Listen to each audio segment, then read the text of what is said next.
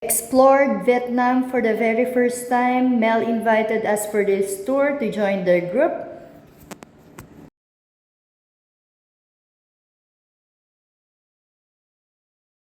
We now arrived here at Hanoi Airport. It's 2:18 a.m. So ito ang haba ng pila, ang daming tao.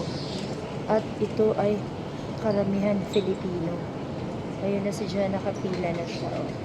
Sobrang haba ng pila kasi konti tayo naka-assign ngayon na mga immigration officers. Lalong humahaba yung pila kasi yung mga ibang nasyon biglang sumisingit. We've decided not to book a hotel here in Hanoi para diretso na kami sa Sapa. 7:30 pa ang start ng sleeper bus, so hintay pa kami ng mga 3 hours more. Maliit lang ang airport ng Hanoi, pero malinis. Siyempre, compared sa Pilipinas, na ang gulo-gulo. Ito yung sa arrival dyan. So, nandito na kami ngayon. Ito yung mga nagpaumaga na kasi nga naghihintay ng sleeper bus. And marami rin, no? Buti na lang nga may ganito. Hindi namin alam kasi kami hihiga.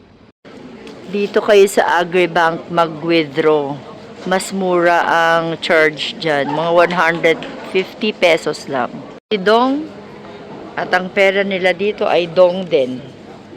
This is worth 15 million dong. First ever coffee.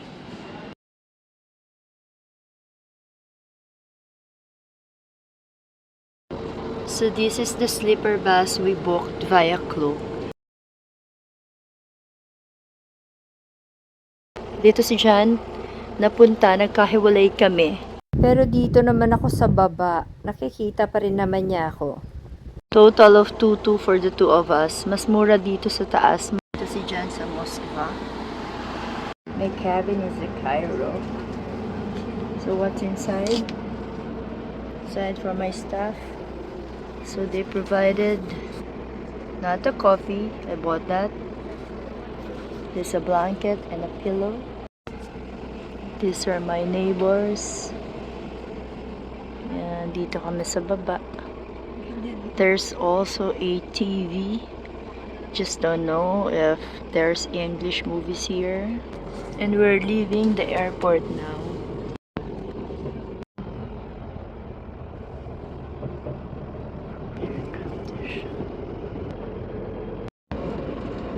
There's a 15-minute break. So we're going down to buy some stuff. Pagbababa ka, you don't have to wear your shoes again.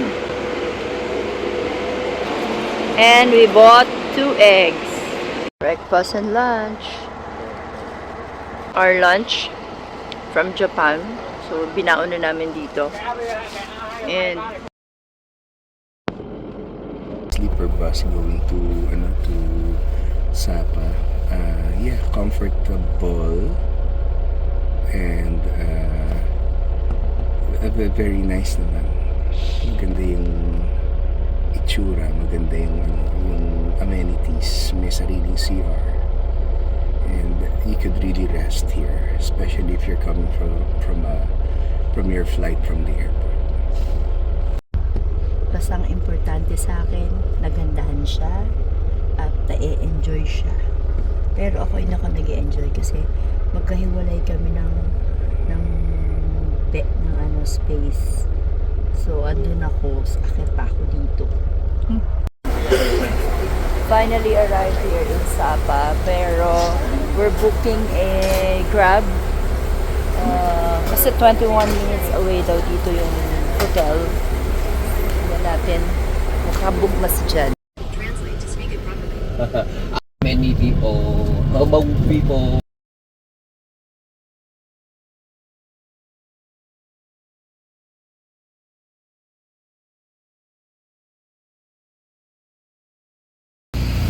This is Scenery Hotel and that's Tung.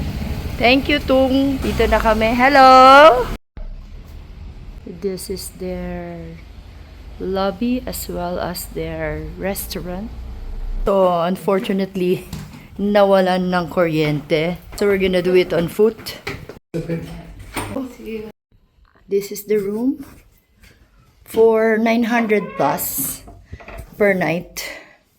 The restroom, basic, pero okay naman, malinis naman. The bed, that's me. We're here in Vietnam for the very first time.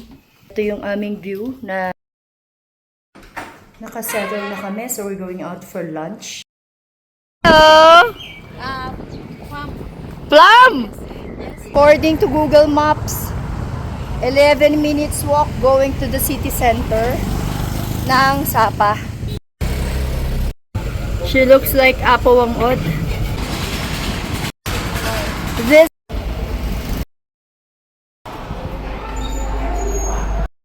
This is the Sun Plaza. This is where you're gonna buy the tickets for the Fancy Pan tomorrow. This is Luan, the very nice lady. Hello, Luan. Thank you so much for your recommendations. Thank you. DIY walking tour. Kayang-kaya nyo to. Hindi nyo na kailangan mag-hire. This is the Sun Plaza. And this is the surrounding area here. Hotel Square. There's the church. Beautiful.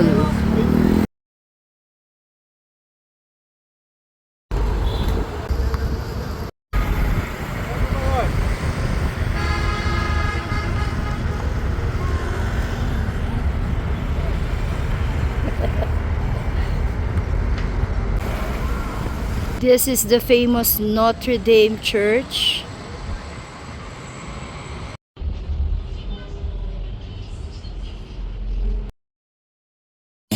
So we're having our first banh mi here in... Meron din silang kamote. Mas masarap siya kaysa sa kamote natin sa Pinas, pero mas masarap ang kamote ng Japan. This is around 47 pesos per piece. Our first meal here in Sapa, Vietnam. Banh mi. Good. Sarap. Sarap daw. Nasarapan siya. Yeah. Hanoi beer. First beer in Vietnam. 125,000 for everything.